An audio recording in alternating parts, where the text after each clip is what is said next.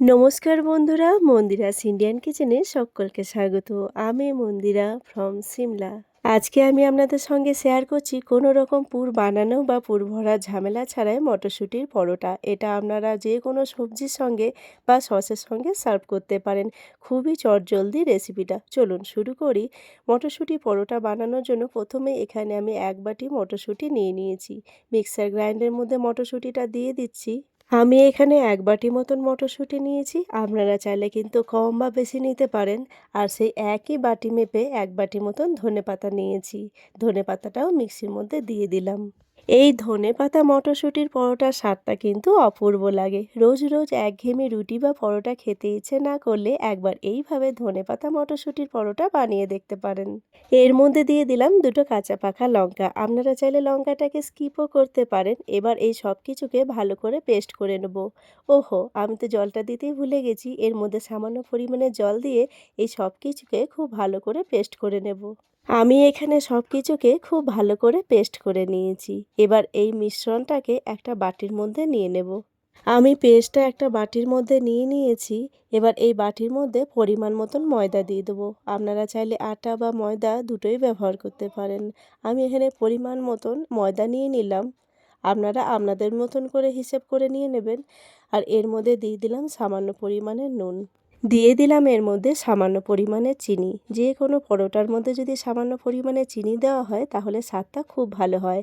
আর দিয়ে দিলাম সামান্য পরিমাণে জোয়ান। এই সব কিছুকে খুব ভালো করে মিক্স করে একটা ডো বানিয়ে নেব।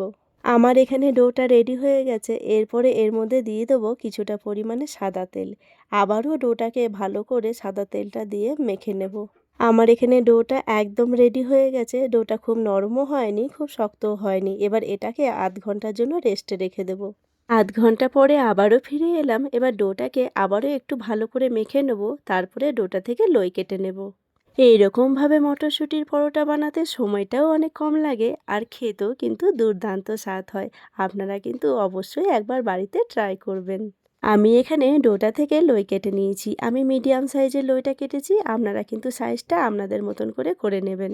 লইটাকে একটু হাতের সাহায্যে গোল করে নিলাম। যেহেতু এই মটরশুঁটি পরোটা বানানোর জন্য পুর ভরার কোনো ঝামেলা নেই, প্রথমে একটু তেল লাগিয়ে পরোটাটা আমি বেলতে শুরু করলাম। আমি এখানে পরোটাটা চৌকো আকারে করব। আপনারা কিন্তু আপনাদের পছন্দের মতন ডিজাইন করতে পারেন। তাই প্রথমেই আমি গোল আকার করে নিচ্ছি পরোটাটাকে। এরপরে পরোটার মধ্যে একটু তেল ব্রাশ করে দেবো। আমার হাতের কাছে ব্রাশটা ছিল না, তাই আমি চামচের সাহায্যে তেলটাকে চারিদিকে ছড়িয়ে দিচ্ছি।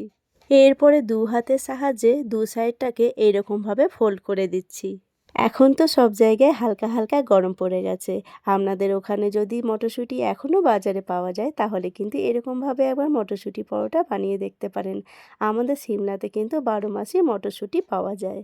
আমি এখানে পরোটাটাকে চৌকো মতন করে নিয়েছি। এবার আস্তে আস্তে চৌকো ডিজাইনে কিন্তু পরোটাটাকে বেলে নেব। সব সময় যখন পুর বানানোর ঝামেলা করতে ইচ্ছে করে না কিংবা হাতে হয়তো অনেকটাই কম সময় আছে, তখন আমি এরকমভাবে খুব সহজ পদ্ধতিতে মটরশুঁটির পরোটা বানিয়ে নিই।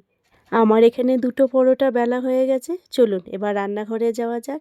গ্যাসের ওপরে প্রথমেই আমি একটা তাওয়া বসিয়ে দিয়েছি। তাওয়াটা একটু গরম হয়ে গেলে এর ওপরে আমি পরোটাটা দিয়ে দেবো। আমার এই ছোট্ট ছোট্ট ভিডিওগুলো আপনাদের কেমন লাগছে অবশ্যই কমেন্ট করে জানাবেন। ভালো লাগলে লাইক, শেয়ার, সাবস্ক্রাইব করে পাশে থাকবেন। আপনাদের একটা ছোট্ট লাইক আর সুন্দর একটা কমেন্ট আমাদের আগামী দিনে আরও সুন্দর সুন্দর ভিডিও বানানোর অনুপ্রেরণা দেয়। পরোটা দুটো সাইডই ভালো করে সেঁকে নিয়েছি। এবার সামান্য একটু তেল দিয়ে পরোটাটাকে লাল লাল করে ভেজে নেব। এই রকমভাবে মটরশুঁটির পরোটা বানালে কিন্তু কোনো রকম সবজিরও প্রয়োজন হয় না। একটু সস কিংবা 1 কাপ চায়ের সঙ্গে কিন্তু খেতে দারুণ লাগে। আমার এখানে একটা পরোটা লাল লাল করে ভাজা হয়ে গেছে। ঠিক একইভাবে বাকি পরোটাগুলোও ভেজে নেব। ভিডিওটাও তাহলে এখানেই শেষ করলাম। আমার আজকের ভিডিও আপনাদের কেমন লাগলো অবশ্যই কমেন্ট করে জানাবেন। ভালো লাগলে লাইক, শেয়ার, সাবস্ক্রাইব করে পাশে থাকবেন। আবারও আসবো নতুন কোনো একটা ভিডিও নিয়ে।